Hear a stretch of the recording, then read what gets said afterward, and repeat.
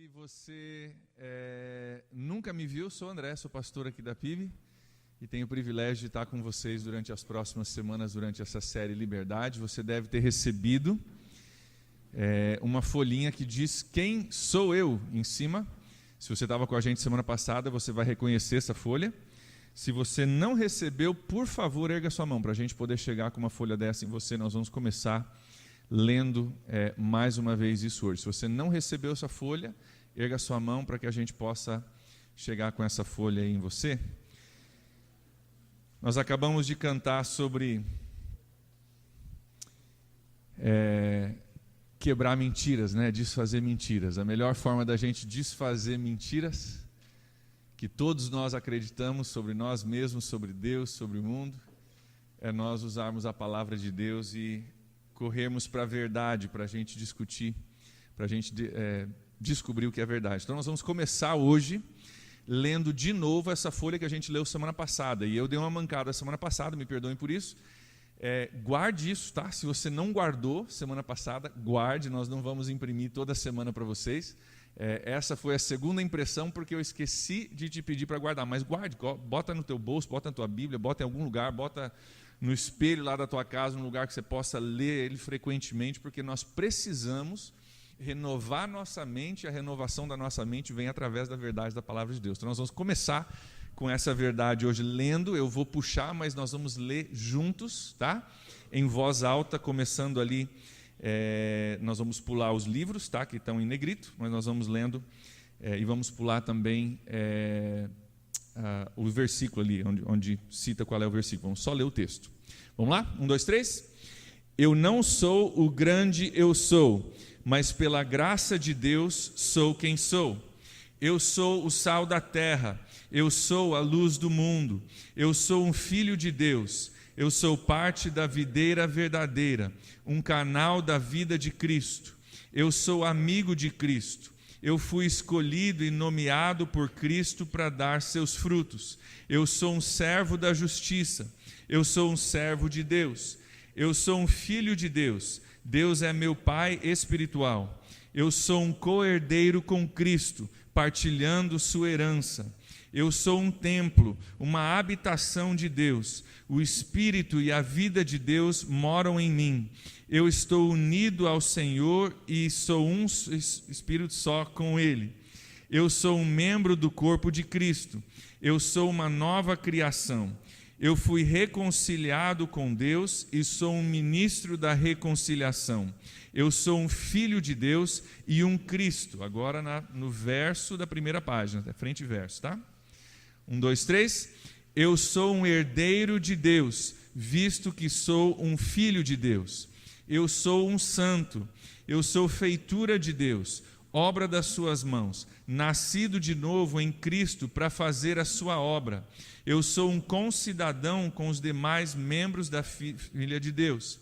Eu sou um prisioneiro de Cristo. Eu sou justo e santo. Eu sou um cidadão dos céus, assentado no céu agora mesmo. Eu estou escondido com Cristo em Deus. Eu sou uma expressão da vida de Cristo, porque Ele é a minha vida.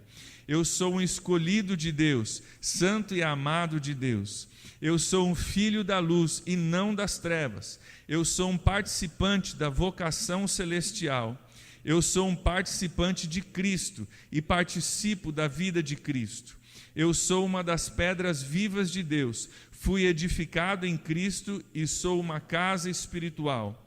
Eu sou um membro da raça escolhida, do sacerdócio real, da nação santa, do povo que é possessão do próprio Deus. Eu sou um estrangeiro nesse mundo em que vivo temporariamente. Eu sou um inimigo do diabo. Eu sou um filho de Deus e me parecerei com Cristo quando Ele voltar. Eu sou nascido de Deus e o maligno, o diabo, não pode tocar-me. Visto que estou em Cristo, pela graça de Deus, eu fui justificado, totalmente perdoado e feito justo. Eu morri com Cristo e morri para o poder do pecado, que não mais exerce autoridade sobre a minha vida. Eu estou livre da condenação eternamente.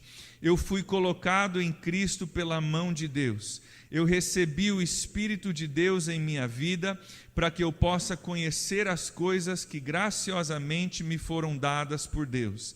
Eu recebi a mente de Cristo. Eu fui comprado por um preço. Eu não me pertenço, eu pertenço a Deus. Eu fui estabelecido, ungido e selado por Deus em Cristo. E eu recebi o Espírito Santo como sinal que garante a minha herança vindoura. Visto que eu morri, já não vivo mais para mim mesmo, mas para Cristo. Eu fui feito justo, fui criado com Cristo. Eu não vivo mais, mas Cristo vive em mim. A vida que estou vivendo agora é a vida de Cristo. Eu fui abençoado com todas as bênçãos espirituais. Eu fui escolhido em Cristo antes da fundação do mundo para ser santo e não tenho culpa diante do Senhor.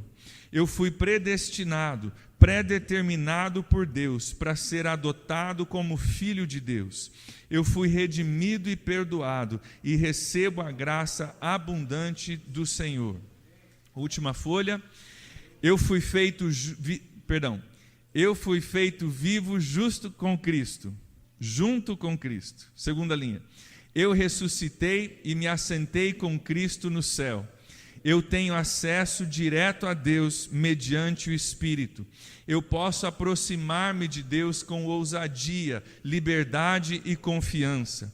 Eu fui liberto do domínio de Satanás e transferido para o reino de Cristo. Eu fui redimido e perdoado de todos os meus pecados. Meu débito foi cancelado. O Senhor Jesus Cristo vive em mim. Eu estou firmemente enraizado em Cristo e nele estou sendo edificado. Eu fui feito completo em Cristo. Eu fui sepultado, ressurgi e agora vivo com Cristo. Eu morri com Cristo e ressurgi com Cristo. Minha vida está escondida com Cristo em Deus. Agora Cristo é a minha vida. Eu recebi um espírito de poder, de amor e de autodisciplina. Eu fui salvo e separado de acordo com a vontade de Deus. Visto que estou santificado e feito um com quem me santificou, o Senhor não se envergonha de chamar-me de seu irmão. Eu tenho o direito de chegar-me ousadamente diante do trono de Deus, a fim de receber misericórdia e encontrar graça que me ajude em tempos de necessidade. Eu recebi promessas preciosas e magníficas da parte de Deus, mediante as quais eu me tornei participante da natureza divina do próprio Senhor. Amém para isso?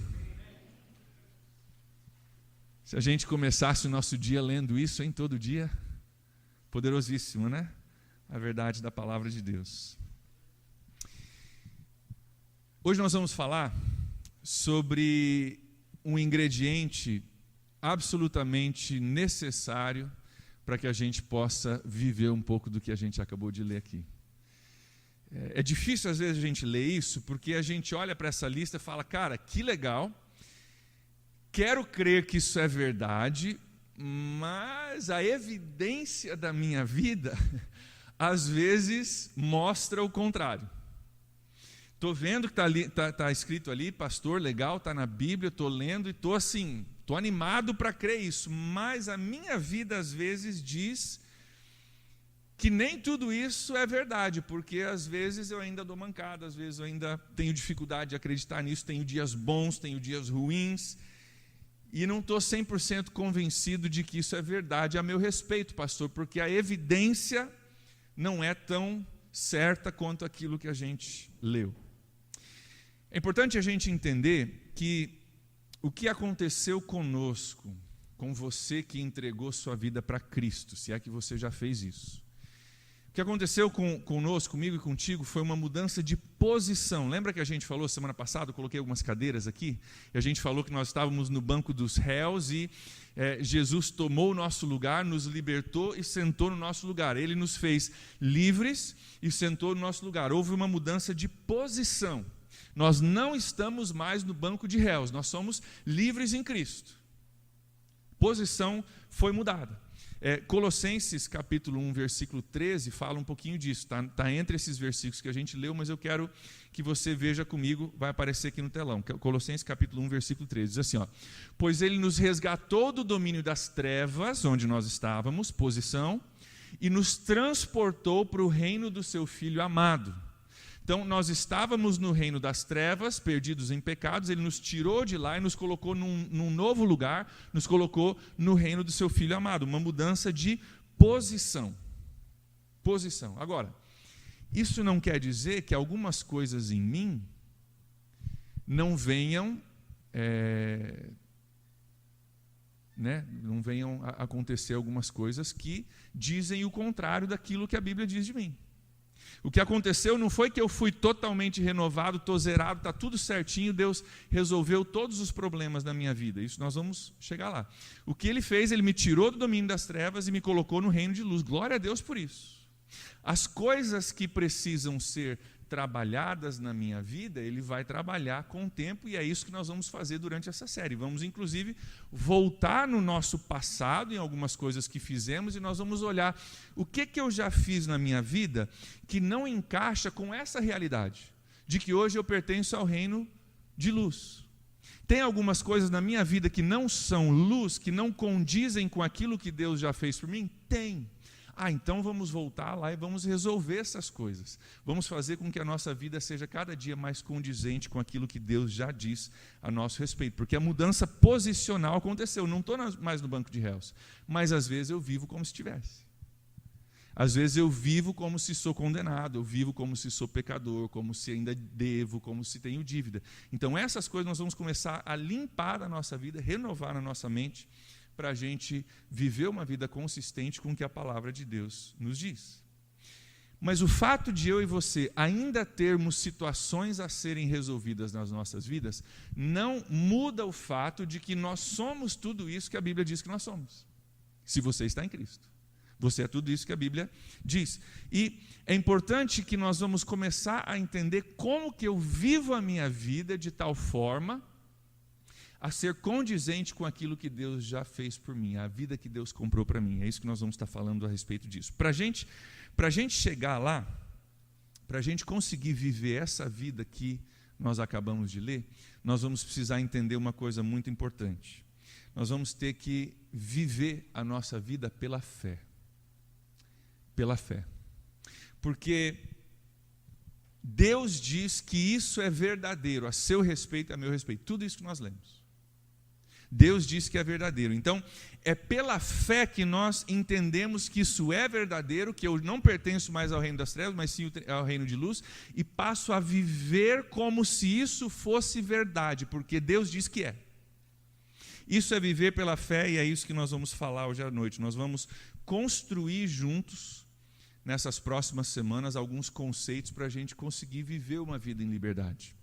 E eu preciso te desafiar nessa noite. Eu vou precisar que você pense, vou precisar que você leia comigo, vou precisar que você esteja 100% engajado. Sabe por quê? A maioria das pessoas não entende, não consegue viver o que nós vamos tentar viver. E o que Deus quer para a gente viver durante essa série. Sabe por quê? Porque a maioria das pessoas faz o que a maioria das pessoas faz. Entende mais ou menos, ouve mais ou menos, estuda mais ou menos e vive mais ou menos. Nós vamos entrar na palavra de Deus, nós vamos estudar a palavra de Deus, nós vamos renovar nossa mente, nós vamos buscar viver o que a Bíblia diz ser verdadeiro, para que a gente não viva como os outros, não viva mais ou menos, mas viva toda a vida que Deus tem para a gente. Amém? Estão comigo nisso? Vamos construir juntos? Então nós vamos falar hoje sobre a vida de fé. E como que nós podemos viver como se isso fosse verdade, porque Deus diz que é verdade sobre você. Pastor, mas eu não acho, minha mãe não acha, meu primo não acha. Não importa o que você acha, que tua mãe acha, teu primo acha, importa o que Deus pensa sobre você. E o maior desafio, às vezes, da vida cristã é a gente entender, cara, se Deus diz isso, essa é a palavra final, a autoridade final, então eu vou começar a viver como se fosse verdade, porque Ele diz que é. E se a opinião dele é a opinião que é mais importante na minha vida, a gente precisa parar para ouvir o que Ele diz. Isso é feito através da fé, e eu quero definir para vocês a fé hoje à noite. A gente vai entender o que é fé e o que não é fé. Tem muita confusão com relação à fé. Se eu fosse perguntar para você, você não precisa responder, mas pensa aí. Se eu fosse perguntar para você hoje, defina fé. dá uma definição para mim do que é fé. O que você diria que é? Você entende o que é fé? Se você tivesse que ficar aqui na frente, pegar o microfone e definir. É uma pergunta super importante e é um conceito super importante, tanto é que nós vamos falar somente sobre fé hoje à noite. Sabe por quê? Hebreus capítulo 11, versículo 6, nós vamos olhar esse versículo mais a fundo, bem no finzinho, diz o seguinte: sem fé é impossível agradar a Deus. Sem fé é impossível agradar a Deus. Se eu não entendo nem direito o que é fé, como é que eu vou agradar a Deus? Então eu preciso entender biblicamente, corretamente, o que é fé, para que eu possa buscar viver uma vida que é agradável a Deus. Eu quero olhar um outro versículo contigo, vai aparecer aqui, Gálatas 2:20 diz assim. Olha só. Fui crucificado com Cristo, Paulo falando, e assim já não sou mais eu quem vive, mas Cristo que vive em mim. Olha a segunda parte. A vida que eu agora vivo, essa nova vida que Cristo me deu, não é minha velha vida, isso já morreu com Cristo, eu estou vivendo uma nova vida. Essa nova vida, eu vivo pela fé no Filho de Deus que me amou e se entregou por mim. Paulo está dizendo que tem uma nova vida e a forma de você viver essa vida é pela fé. Ou seja, se você tem fé e você vive pela fé, você vive essa nova vida. Se você não tem, não entende, não sabe o que é, não sabe se apropriar disso, você não consegue viver uma nova vida. Que é o que a gente quer, uma vida de liberdade, uma nova vida, e ela é vivida pela fé. Paulo está dizendo, eu entendo que Deus me deu uma nova vida. E eu entendo outra coisa, que essa nova vida ela é vivida pela fé. A fé, ela é um princípio operante na nossa vida, independentemente de você ser cristão ou não. A fé é um princípio operante da vida, não é só crente que tem fé. Sabia disso? Ateu tem fé. Seu professor de filosofia na faculdade tem fé. Todos nós vivemos pela fé. A pergunta é fé em quê ou em quem? Mas todo mundo tem fé. Todo mundo tem fé. A pergunta é em quem nós temos fé ou em que nós temos fé. Deixa eu ilustrar com alguns exemplos. Se você veio dirigindo hoje à noite, alguns de vocês vieram, outros não, mas se você já esteve num carro que passou num sinal vermelho, ou passou num sinal verde, perdão, quando estava vermelho do outro sentido, você ali exerceu fé. Se você dirige um carro, ou você é passageiro de um carro, e você esteve num sinal, o sinal estava verde, e você cruzou um cruzamento, crendo que, se para você estava verde, para o outro camarada que ia cruzar estava vermelho. Muito provavelmente, de onde você estava no carro, você não enxergava o semáforo do cruzamento para saber se realmente estava vermelho. Você exercitou fé e creu que se está verde para mim, eu creio nesses caras que programam esses computadorzinhos, que fazem o semáforo, que deve estar vermelho para o outro, apesar de eu não enxergar. E você exerceu ainda mais fé, isso requer muita fé, você exerceu fé que o cara que estava vindo no cruzamento enxergou que a luz estava vermelha e parou. Porque se ele não enxergou e não parou, ou o cara programou errado, vai ter uma colisão e talvez você se machuque com isso. Cada vez que a gente passa um semáforo, uma luz verde, nós exercitamos fé de que o semáforo está funcionando, que a luz vermelha acendeu, que o cara enxergou a luz vermelha e que não vai haver um acidente. Você sabe que o autor de Hebreus, ele fala que fé é exatamente isso. Em Hebreus capítulo 11, versículo 1, ele diz que a fé é a certeza das coisas que não se veem. A fé é a certeza das coisas que não se veem. Ou seja, eu não estou vendo que o sinal está vermelho, eu não estou vendo se o cara do outro carro viu, mas eu vou cruzar porque eu tenho fé de que está tudo funcionando. Isso é fé. Um outro exemplo, bem prático para a gente. Hoje, todos vocês exercitaram fé assim que acabou o louvor e que eu peguei o microfone para falar. Sabe por quê? Porque todos vocês sentaram. E vocês sentaram numa cadeira que vocês creem que ia te segurar. Certo? Você exercitou fé, você sentou, você nem pensou, mas você exercitou fé. Você sentou e a cadeira, por enquanto, está segurando todos vocês, graças a Deus por isso. Mas vamos falar sobre um detalhe bem importante com relação à fé. A sua fé só tem fundamento se o objeto da sua fé é digno. Deixa eu explicar. A sua fé só tem poder se o objeto no qual você coloca a sua fé é digno. Por exemplo, você senta numa cadeira, você já sentou talvez aqui outras vezes, você confia que essas cadeiras vão te segurar, então você pegou o objeto da sua fé sendo a cadeira, você sentou e a cadeira te segurou. Legal, agora vamos imaginar que hoje à noite você senta na cadeira, a cadeira racha, abre as pernas e puf, você foi para o chão. A próxima vez que você for sentar numa cadeirinha dessa, como é que você vai sentar? Vai largar o peso do jeito que você normalmente fazia? Se uma cadeira quebrar contigo, vai ou não vai? Não, né? Você vai sentar meio assim, vamos ver, está segurando, você vai se ajeitar, devagarzinho você vai confiando de novo, por quê? Porque o objeto da sua fé, a cadeira, se mostrou indigno ou inconsistente. Eu consistentemente sentava nessa cadeira, me segurava, mas quebrou essa consistência porque a cadeira quebrou e me pôs no chão, passei vergonha na frente dos meus amigos. Agora eu sento com mais cuidado porque eu não sei se o objeto da minha fé é digno da minha fé. Faz sentido? Estão conseguindo acompanhar? Então, a validade da nossa fé tem muito a ver com o objeto da nossa fé. Em quem ou em que eu coloco a minha fé faz muita diferença. E isso é importante porque tem muita gente que coloca a sua fé em muita coisa que não é digna de fé. Como nós falamos, todo mundo vive pela fé, mas vive pela fé em coisas diferentes. Nós buscamos viver pela fé em Deus, mas tem gente que vive, por exemplo, pela fé na ciência, né? Tem muito ateu que diz, não, minha mente é científica, analítica, e eu vivo pela fé na ciência. Você já parou a pensar quanto a ciência muda? Quanto a ciência já mudou, quanto que a gente pensa ser verdade, hoje a gente descobre amanhã, que é totalmente diferente do que a gente imaginava. Você já parou para pensar nisso?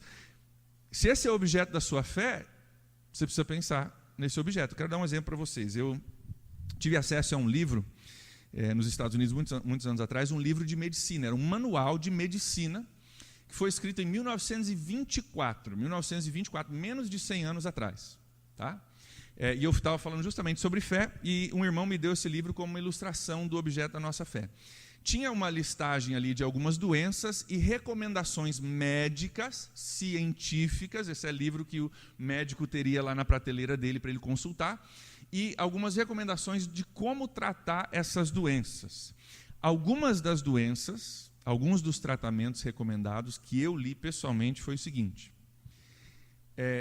essa doença tal, não vou citar o nome da doença, recomendado pela ciência, o tratamento é uma injeção de mercúrio na corrente sanguínea.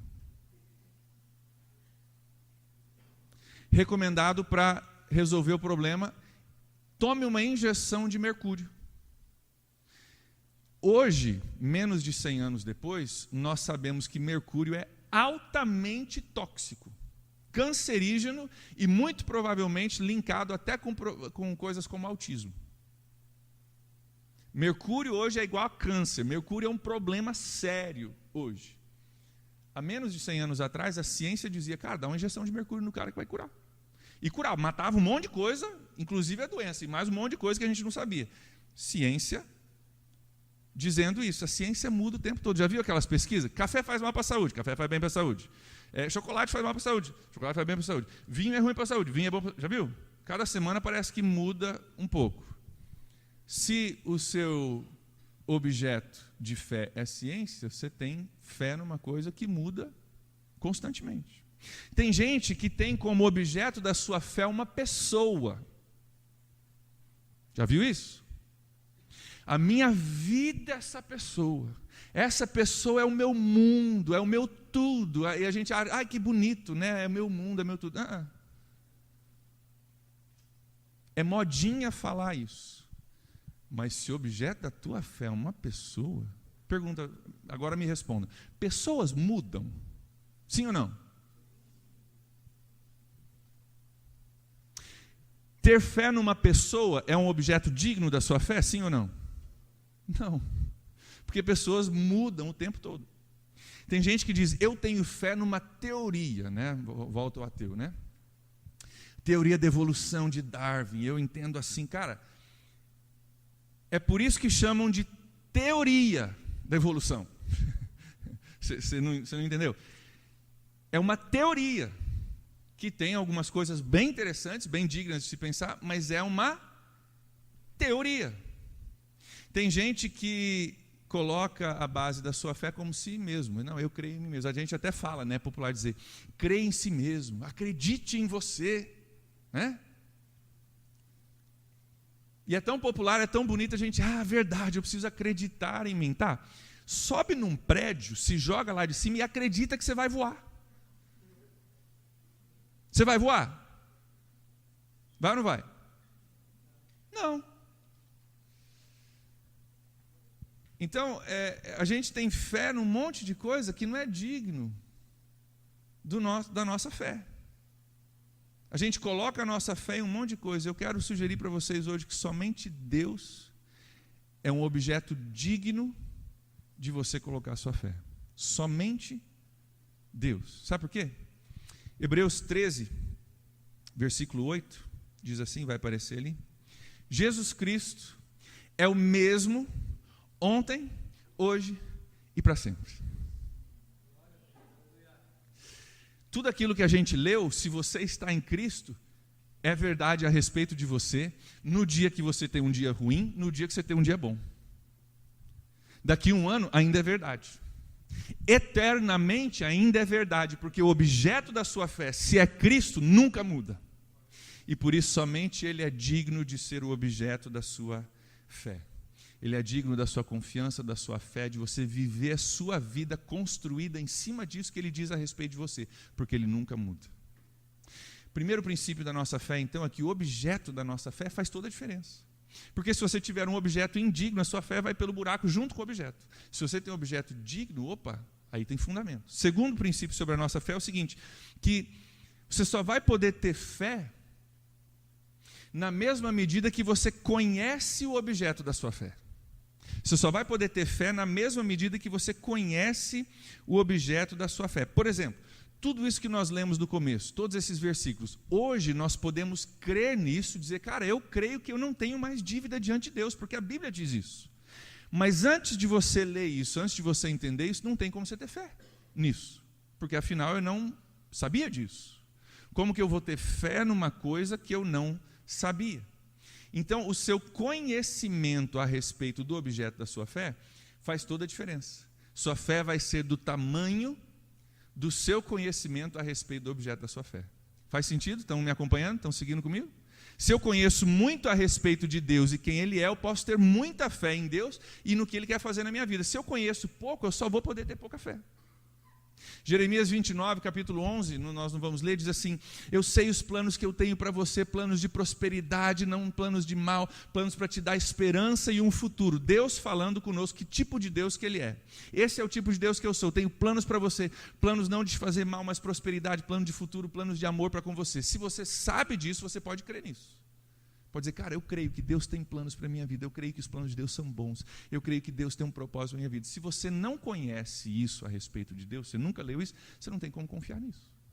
Então, o nosso conhecimento desse objeto tem que crescer, você tem que conhecer a Deus, conhecer a palavra de Deus. Por isso nós estamos lendo e relendo e pedindo para você guardar e levar para casa e você reler, porque o seu conhecimento, quando ele cresce, a sua fé também pode crescer. Romanos capítulo 10, versículo 17, fala exatamente isso. Olha lá o que diz, Romanos 10, 17. Consequentemente, a fé vem por ouvir a mensagem, e a mensagem é ouvida perante a palavra de Cristo. Você quer crescer em fé? A fé, ela cresce à medida que você entende a palavra, você ouve a palavra, você absorve a palavra, e a sua fé vai crescendo. Terceiro princípio sobre a nossa fé é que fé é uma palavra de ação e ela demanda ação. Não tem como você ter fé e não agir em cima disso. Se você realmente tem fé, você vai agir em cima disso. Tiago, capítulo 2, versículo 17 e 18, fala um pouquinho a respeito disso. Aparece ali no telão, olha lá. Assim também a fé, por si só, se não for acompanhada de obras, está morta. Olha o versículo 18. Mas alguém dirá, você tem fé, eu tenho obras. Mostre-me a sua fé sem obras, e eu lhe mostrarei a minha fé pelas obras. Sabe o que está dizendo aqui? Se você tem fé, você vai agir em cima dessa fé.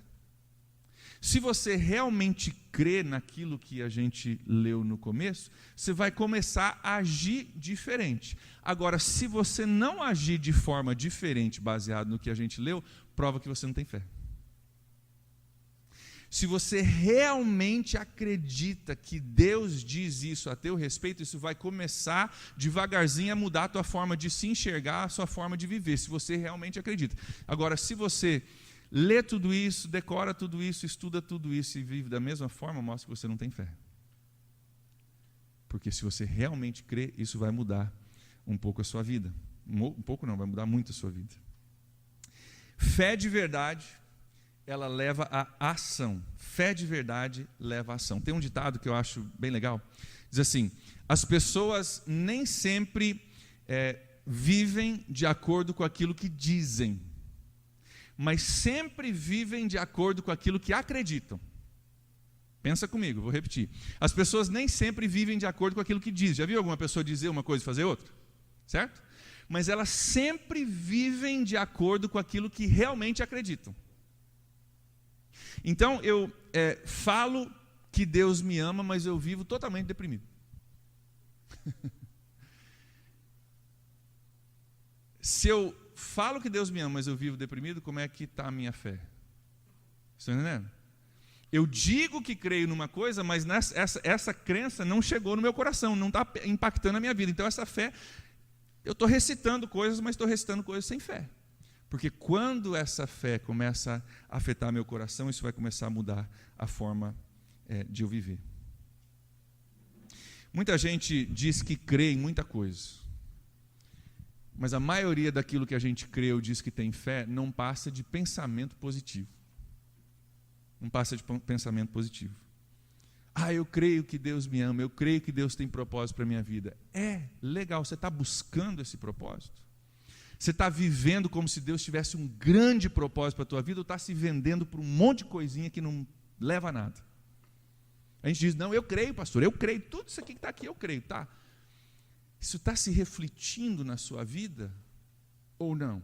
Se não está se refletindo na sua vida, nós temos uma questão de fé a ser tratada e a ser entendida. Nós temos algo muito mais poderoso como filhos de Deus do que pensamento positivo. Nós temos verdade para a gente crer. Crer na verdade é muito mais poderoso do que ter pensamento positivo. Pensamento positivo é mais ou menos assim: se eu acreditar, vai se tornar verdade. Se eu acreditar em mim mesmo, eu vou conseguir. Então, a minha fé é eu acreditar que faz com que se torne verdade. A Bíblia já é verdade. Você só precisa crer. E se você não crê, ela continua sendo verdade. Estão entendendo a diferença? Não é o eu crer que faz com que seja verdade. Já é verdade, eu preciso crer. Simples assim. Toda a diferença. Tem gente que diz, pastor, eu não creio nem no céu nem no inferno. Beleza. Não muda o fato de que existe um céu e um inferno. Um amigo meu era mais radical, assim, era mais pancado. Ele falava assim, se você não crê no inferno, não muda 1 grau da temperatura lá embaixo. Você crê ou não crê, não muda 1 grau, não esfria o inferno nem 1 grau, você não crê no inferno, porque é verdade, independente de você crer ou não crer. Por quê? Porque Deus declarou certas coisas como verdadeiras, e você crê ou não crê, é verdade do mesmo jeito. Agora, a maioria das outras coisas que a gente crê, a gente fala, não, eu creio que... E é o meu crer que faz com que seja verdade. A palavra de Deus é diferente, ela é verdade independentemente de você crer ou não. Deixa eu dar alguns exemplos rapidinho de como isso se compara com algumas outras religiões e filosofias. Nós temos prevalente no Brasil hoje, talvez alguns de vocês conheçam, talvez conheçam bem mais profundamente do que eu, uma coisa que está aqui a uma quadra da gente, que é o espiritismo, né? Espiritismo. Vamos fazer uma comparação aqui. Espiritismo, eles creem em Jesus, sabia? Tem até às vezes lá, Centro Espírita Jesus, amado de Deus, está lá, né? Vamos analisar um pouquinho a filosofia espírita. Se você hoje está aqui, você não conhece, não decidiu por Jesus, e você vem de um perfil espírita, não receba isso como uma crítica pessoal a você, mas pare para pensar sobre o objeto da sua fé. Sabe por quê? Porque no espiritismo funciona assim, eu faço boas obras, e ao dormir, o meu espírito ele vai ter com outros espíritos e aprender, e eu vou me tornando uma pessoa melhor, uma pessoa mais iluminada, até que eu possa alcançar uma nova encarnação, uma melhor encarnação, e eu vou melhorando à medida que eu aprendo e à medida que eu trabalho e sirvo e me dou pelos outros. Problema com isso. Qual que é o objeto da minha fé para a minha salvação, para o meu crescimento, para eu chegar onde eu quero chegar? O objeto sou eu, e o que eu faço, e as minhas obras, e as pessoas com quem eu tenho comunhão enquanto o meu corpo dorme, meu espírito viaja. Não é uma fé em Jesus Cristo que me amou e se entregou por mim. A fé é, se eu fizer boas obras, eu vou merecer uma encarnação melhor, e quanto mais eu evoluir, mais boas obras eu vou fazer, até que um dia eu chego a um nível de evolução onde eu chego no patamar final das coisas. Qual é o objeto da fé? Eu sou objeto da minha fé. Não é mais Deus, não é mais Cristo, não é aquilo que ele fez. O ateu também tem muita fé. Muita fé. E na grande maioria dos casos, a fé dele também é em si mesmo. Ele olha para o mundo, ele olha para a ordem do mundo, ele diz: eu percebo com meus olhos, meus ouvidos, minha boca, minhas mãos, eu percebo com os meus 5 sentidos que esse mundo não faz sentido e que não pode existir um Deus nesse mundo. Então eu decido que não existe Deus. E vivo minha vida baseado nisso. Tá, mas baseado no quê? Nos meus 5 sentidos. E na grande maioria dos casos, se você for perguntar, não é uma questão racional, é uma questão emocional. Próxima vez que você encontrar com um ateu, pergunta a história da vida dele. Muito provavelmente você vai descobrir: cara, meu avô morreu quando eu tinha 2 anos de idade, eu amava meu avô. Meu avô era um cara justo, um cara que ajudava todo mundo, ele morreu de câncer, sofreu, teve dor, foi horrível. Ou você vai descobrir: cara, eu tive um filho com a minha esposa e meu filho de 2 meses morreu no hospital, uma criança inocente. Cara, não pode ter Deus, não pode existir Deus. Você vai ver que não é uma coisa racional, é uma coisa emocional. E a pessoa decide por si própria: não pode existir Deus, eu apago isso da possibilidade da minha vida, baseado em si mesmo, no seu próprio raciocínio. Por isso que a maioria das religiões são uma distorção daquilo que é verdadeiro. Se você olhar para o Espiritismo, tem coisas ali que, poxa, que legal, né? Eles creem em Jesus e creem em boas obras. A gente também crê em fazer boas obras, ajudar o próximo. Tem muita coisa que é parecida. O inimigo é especialista em pegar uma coisa que é verdadeira e ele não apresenta uma coisa totalmente diferente, ele só dá uma torcidinha. Ele só modifica um pouquinho, você olha e fala: cara, parece ser verdade. Mas se você começar a analisar, você vai ver que o objeto da fé é uma coisa muito importante e existe uma distorção ali. Nós temos algo muito melhor do que crer através de crer naquilo que a gente percebe. Nós temos algo muito melhor do que crer naquilo que é dito a nosso respeito. Nós temos a palavra de Deus, que é verdadeira, e nós podemos depositar a nossa fé nisso. Outra coisa que é uma distorção, as pessoas falam: não, vamos ter pensamento positivo, importante ter pensamento positivo, pensa positivo aí. Gente, nós temos a verdade da palavra de Deus, você não precisa pensar positivo, Deus já disse coisas positivas a seu respeito, agora creia nisso. É muito diferente do que você pensar para que seja verdadeiro. Já é verdadeiro, é só você agora crer e começar a viver como se fosse verdadeiro.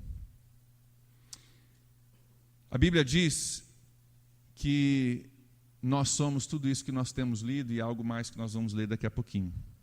A pergunta é: você vai crer nisso ou não vai?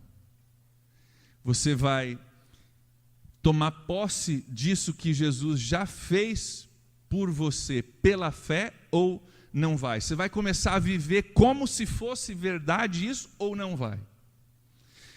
Tudo depende da sua fé. Ou você pega essa lista e fala, cara, eu creio nisso, eu vou viver como se isso fosse verdade. Ou você fala, cara, legal, bonito, empolgante, até emocionante, mas eu vou pôr no bolso e vou viver como se não fosse verdade. Você está vendo como tudo depende da sua fé? A vida que eu agora vivo, Paulo diz, eu vivo pela fé.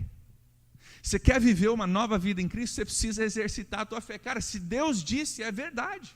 E eu vou viver como se fosse verdade. Eu quero ler contigo um outro impresso que você deve ter recebido, 20 declarações de fé, para que a gente possa entender um pouco mais o que Deus tem dito e para que a gente possa tomar posse pela fé daquilo que Deus tem dito a nosso respeito. 20 declarações de fé, isso também fica para você, por favor, leve para casa e guarde. Vamos ler juntos em voz alta, em frente e verso, tá? Vamos lá? 1, 2, 3. Por que devo dizer que não consigo, quando a Bíblia diz em Filipenses 4,13 que eu posso fazer todas as coisas através de Cristo? Por que deveria me faltar quando a Bíblia diz em Filipenses 4,19 que meu Deus suprirá todas as minhas necessidades de acordo com as suas riquezas em glória por Cristo Jesus? Por que temer quando a Bíblia diz em 2 Timóteo 1,7 Deus não me deu um espírito de medo, mas de poder, amor e uma mente sadia? Por que não ter fé para viver para Cristo, quando a Bíblia diz em Romanos 12,3 que Deus me atribuiu uma medida de fé? Por que ser fraco, quando a Bíblia diz em Salmo 27,1 e Daniel 11,3 que o Senhor é a força da minha vida e eu posso resistir com firmeza? Por que aceitar a derrota, quando a Bíblia diz em 2 Coríntios 2,14 que Deus me conduzirá em triunfo? Por que permitir que Satanás governe minha vida, quando a Bíblia diz em 1 João 4,4 que aquele que está em mim é maior do que aquele que está no mundo? Por que deixar de ser sábio, quando a Bíblia diz em 1 Coríntios 30 e Tiago 1,5 que Cristo se tornou sabedoria para mim e que Deus me dá sabedoria quando eu peço? Por que estar deprimido, quando a Bíblia diz em Lamentações 3, 21 a 23, lembre-se da bondade amorosa de Deus, compaixão e fidelidade, e tenha esperança? Por que me preocupar e me irritar, quando a Bíblia diz em 1 Pedro 5, 7, que eu posso lançar toda a minha ansiedade em Cristo, sabendo que Ele cuida de mim? Por que viver como um cativo, fisicamente, mentalmente ou emocionalmente, quando a Bíblia diz em Isaías 61:1, Gálatas 5:1 e 2 Coríntios 3:17, que onde o Espírito do Senhor está, há liberdade, e que Ele veio para libertar os cativos? Por que me sentir condenado, quando a Bíblia diz em Romanos 8:1 que não há condenação para aqueles que estão em Cristo? Por que me sentir sozinho, quando a Bíblia diz em Mateus 18:20 e Hebreus 13:5 que Jesus está sempre comigo e nunca me deixará nem me abandonará? Por que me sentir amaldiçoado ou que sou vítima de má sorte, quando a Bíblia diz em Gálatas 3, 13 e 14 que Cristo me redimiu da maldição da lei para que eu pudesse receber o seu Espírito? Por que estar descontente, quando a Bíblia diz em Filipenses 4, 6 a 11 que eu posso aprender a estar contente em todas as circunstâncias e experimentar a paz de Deus em minha vida? Por que pensar que não tenho valor, quando a Bíblia diz em 2 Coríntios 5, 21, que Cristo tornou-se pecado em meu favor, para que eu me tornasse a justiça de Deus? Por que ter medo das pessoas, quando a Bíblia diz em Romanos 8, 31, que Deus é por mim? Por que estar confuso quanto à Bíblia, por que estar confuso quando a Bíblia diz em 1 Coríntios 14, 33 e 2, 12, Deus é o autor da paz e me dá conhecimento por meio do Espírito que habita em mim. Por que me sentir um fracasso quando a Bíblia diz em Romanos 8,37 que eu sou mais que um vencedor em todas as coisas através de Cristo? Por que deixar as pressões da vida me incomodar quando a Bíblia diz em João 16,33 que eu posso ter coragem sabendo que Jesus venceu o mundo e as suas tribulações? Glória a Deus, né? Gente, isso é verdade. Você pode escolher não acreditar, mas isso é verdade, porque Deus diz que isso é verdade, se você está em Cristo. E às vezes a maior batalha que a gente tem não é nem uma batalha contra demônios e contra o inimigo. Às vezes a maior batalha que a gente tem é dizer, cara, mas eu não me sinto desse jeito. Então eu vou acreditar no que eu sinto, não no que Deus diz. Já passou por isso? Estou sozinho aqui? Me ajuda. Só eu que passo por isso. Só eu que tenho dificuldade? Só eu tenho mais alguém? Obrigado. Eu e a Nívia. Eu e a Nívia passamos por isso. Vocês ainda não. O Euler também. Que bom. Tem mais alguém que passa por isso? Todos nós vivemos pela fé. A pergunta é: você está acreditando em que ou em quem? Quando eu digo, cara, não, mas eu não vou acreditar nisso, eu acho que Deus não me ama, eu acho que eu sou condenado, eu acho que não tem jeito para mim, eu acho que não tem futuro, eu estou crendo em mim e no que eu sinto, e dizendo não para a palavra de Deus e o que Ele diz. Eu estou trocando o objeto da minha fé, da palavra de Deus, para aquilo que eu sinto, ou para aquilo que alguém falou a meu respeito. Tal pessoa não gosta do pastor André. Eu vou ficar muito triste, deprimido, chateado. Meu Deus, realmente acho que eu não valho nada porque essa pessoa não gosta de mim. Espera aí, o que Deus diz a meu respeito? Eu vou viver a minha vida pela fé, independentemente, mas fé em que e em quem? Viva a sua vida pela fé, tome posse pela fé daquilo que Deus diz a teu respeito e viva como se fosse verdade, porque é verdade. Você vai viver de acordo com alguma verdade, ou a verdade que você diz para si mesmo aqui no seu coração, que não é verdade, ou a verdade da palavra de Deus. Escolha viver pela verdade da palavra de Deus. Voltando a Hebreus, para a gente terminar, 11:6, que diz que é impossível sem fé agradar a Deus.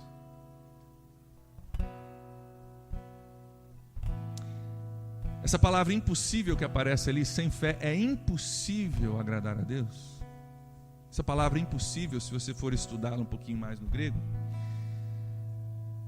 uma das formas que ela pode ser traduzida é: sem fé não temos poder. A palavra impossível é não ter poder.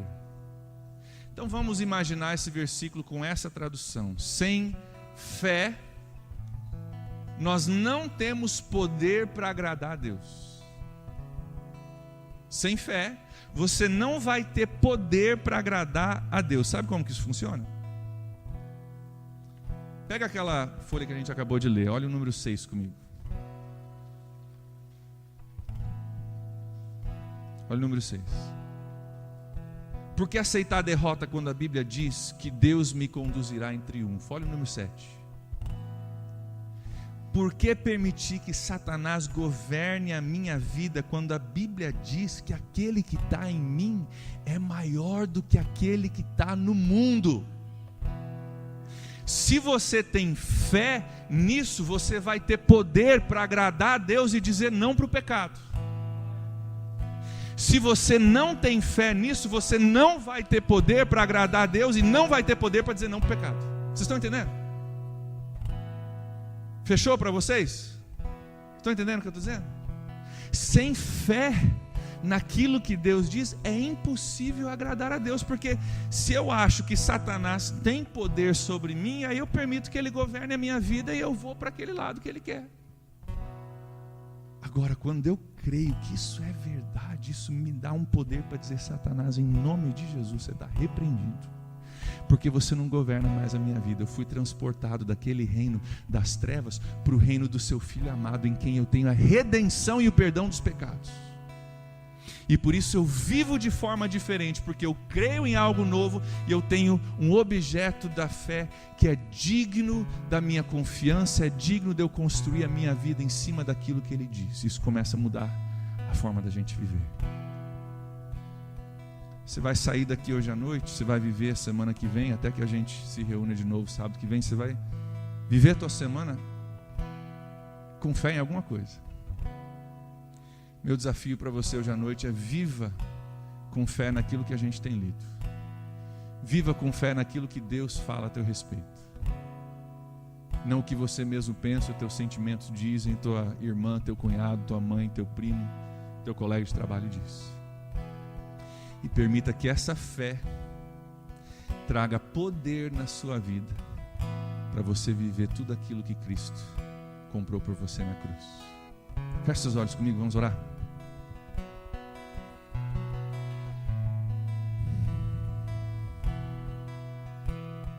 Se você acreditar nisso, se você realmente depositar a sua fé na palavra de Deus, ela vai mudar a sua vida. Vai mudar a sua vida.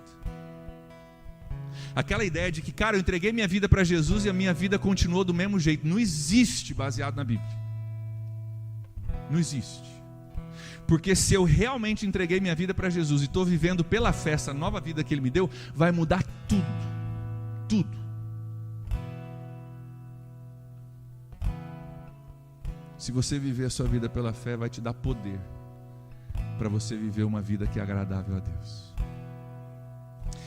Se você quer viver essa semana pela fé, e tem algumas áreas na sua vida que você diria: cara, eu preciso de alguns ajustes.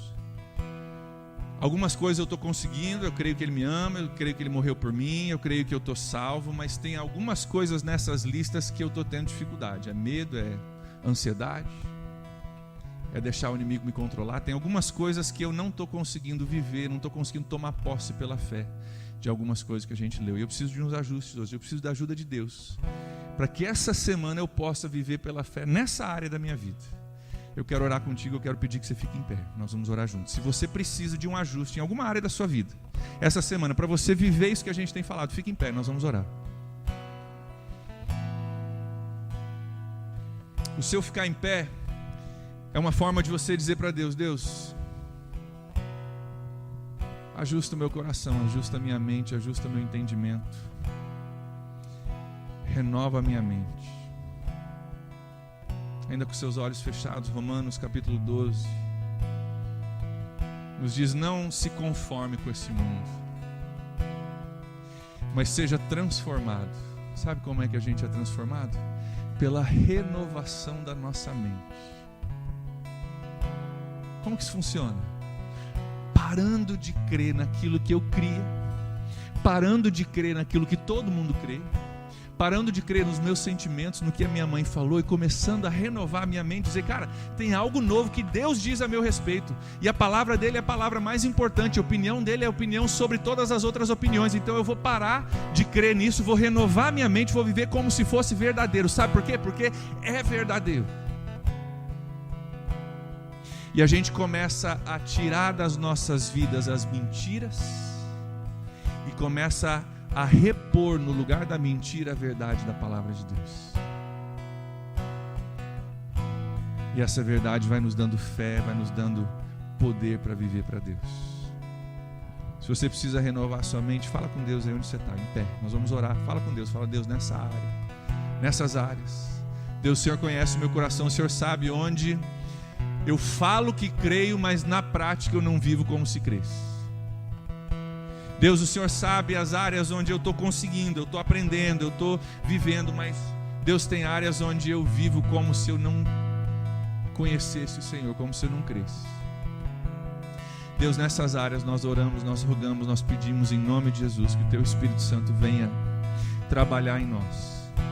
Nós entendemos que o Senhor não vem sobre nós com uma varinha mágica, puf, resolvi teu problema. O Senhor vem sobre nós com verdade e nos desafia a vivermos essa verdade pela fé, a tomarmos posse dessa verdade pela fé. Então eu peço a Deus poder do alto sobre cada um dos teus filhos e das tuas filhas nessa noite, para que nós possamos exercitar a nossa fé essa semana e vivermos de forma diferente, ouvindo vozes diferentes, não a voz do que disseram sobre mim, não a minha própria voz ou das minhas emoções, mas a voz de Deus e aquilo que Ele já declarou a meu respeito.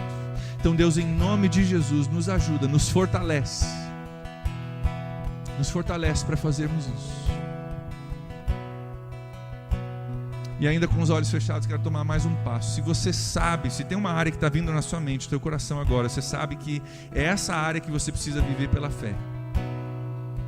Talvez você não crê que você é importante, ou precioso, ou preciosa, você ainda se sente condenado, você ainda acha que Deus é bom com os outros, mas contigo nem tanto. Seja lá qual for a área, se você tem uma área específica que está vindo à sua mente, onde você precisa renovar a sua mente e viver pela fé, com seus olhos fechados e somente você com Deus, eu quero que você rejeite a mentira que tem dominado a sua vida em nome de Jesus. E a forma de rejeitar é dizer, cara, eu rejeito em nome de Jesus. É na autoridade do nome dele que a gente faz isso, não é na minha vontade. No nome de Jesus eu rejeito a mentira que eu tenho acreditado de que Deus não tem plano para a minha vida. Eu rejeito a mentira de que por causa daquilo que eu já fiz, por causa daquilo que já aconteceu comigo, de que a minha vida vai ser meio. Eu rejeito a mentira que a minha mãe falou para mim. Eu rejeito a mentira em nome de Jesus daquilo que meu pai falou a meu respeito. Quando ele acabou comigo, aquelas palavras ainda ficam na minha mente, nos meus ouvidos, eu ouço elas quase diariamente. Eu rejeito isso em nome de Jesus, porque a verdade da palavra de Deus é que eu sou amado, precioso, salvo, redimido, cheio de propósito, cheio da graça de Deus, comprado por um preço, justificado, já não devo mais, sou um com Cristo e herança dele. Rejeita aí onde você está, de olhos fechados, rejeita aí, fala em nome de Jesus, acabou, parou. Em nome de Jesus eu não vou ouvir mais essa voz, eu vou ouvir uma nova voz. Vou botar minha fé não naquilo que me disseram, mas naquilo que Deus diz a meu respeito.